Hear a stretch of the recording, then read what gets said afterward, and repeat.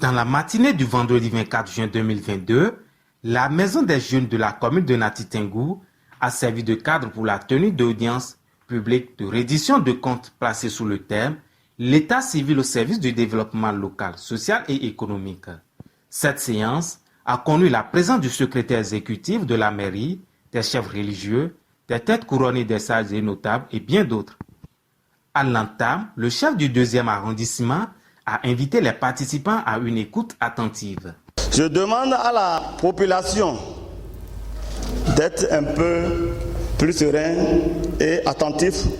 Le représentant de la GIZ dans son discours, après avoir présenté l'objectif visé par le projet réforme de la GIZ, a encouragé le maire qui s'est mis à fond dans l'exercice de dialogue entre lui et sa commune. Le projet réforme appuie les communes partenaires en matière de bonne gouvernance financière. La volonté politique est de faire en sorte que la reddition des comptes soit une culture de gestion des fonds publics. C'est en toute conscience de cette réalité que nous voyons Monsieur le maire ici aujourd'hui se prêter à cet exercice de dialogue entre lui et sa population que nous encourageons.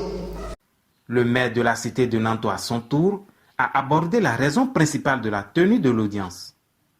Il revient également pour mettre l'accent sur les informations dont a besoin le service des statistiques pour une meilleure planification du développement et a aussi abordé les nouvelles procédures pour l'obtention des actes d'état civil pour avoir accès aux services de l'ANIP.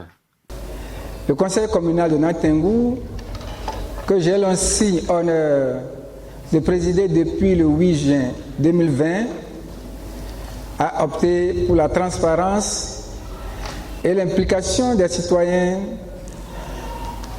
de Nati Tengou en mettant à votre disposition toutes les informations nécessaires pour le fonctionnement de notre administration communale.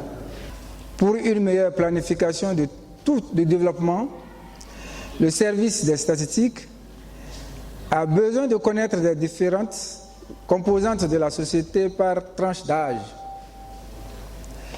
Pour les besoins des statistiques démographiques, il est nécessaire de connaître l'évolution par rapport aux naissances, au mariage et au décès.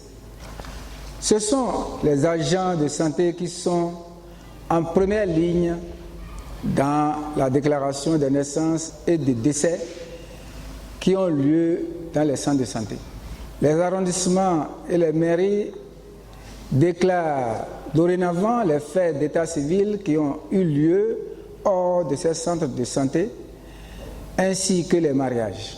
Les registres papier laissent désormais place à des formulaires sécurisés mis à disposition par l'ANIP.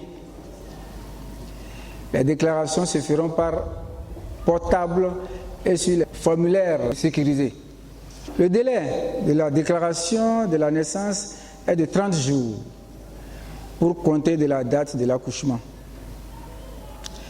L'enregistrement au registre national des personnes physiques se fait sur la base des pièces de déclaration de naissance, d'actes de mariage des parents ou d'actes de reconnaissance de paternité. Les nouvelles procédures pour l'obtention des actes d'état civil à la liste des pièces pour avoir accès au service de l'ANIP se présentent comme suit. 1. L'acte de naissance sécurisé. Cas des nationaux nés sur le territoire béninois. Copie récépissé RAVIP. Copie de l'ancien acte de naissance. Cas des nationaux nés à l'étranger, mais dont les parents béninois. Copie récépissé RAVIP. Copie de l'ancien acte de naissance. Copie certificat de nationalité ou de l'acte de naissance de l'un des parents béninois. Cas des nationaux nés à l'étranger, mais de parents béninois décédés. Copie récépissé RAVIP. Copie de l'ancien acte de naissance. Copie acte de naissance du père ou de la mère décédée. Copie acte de décès du parent. Comblés de joie, les participants promettent transmettre ces bonnes informations aux personnes qui n'ont pas pu répondre présentes pour cause de diverses préoccupations. Bien qu'étant un jour de marché pour les femmes, et la population est quand même sortie pour écouter. Le thème était vraiment un thème capital. En matière d'état civil, cette fois-ci, la population a besoin de comprendre quelles sont les procédures, quelles sont les pièces à demander et où demander. En matière d'acte de naissance, qu'est-ce qu'il faut faire? En matière d'acte de décès, qu'est-ce qu'il faut faire?